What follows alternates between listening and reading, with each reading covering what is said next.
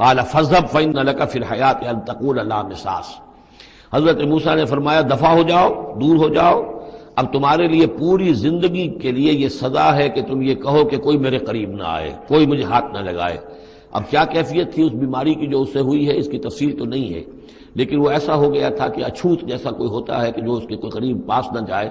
روایات میں آتا ہے کہ اگر کوئی قریب جاتا تھا تو اس کو بھی سخت بخار چڑھتا تھا اور اس کو بھی چڑھتا تھا،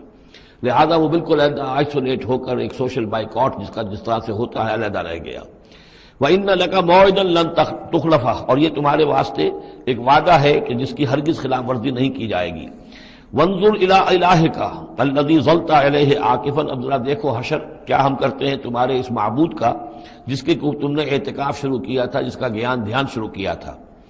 لَنُحْرِقَنَّهُ، اس کو ہم جلا کر راکھ کر دیں گے، ثُمَّ لَنَنسِفَنَّهُ فِي الْيَمِّ نَسْفًا، اور پھر اس راکھ کو ہم سمندر کے اندر بکھیر دیں گے۔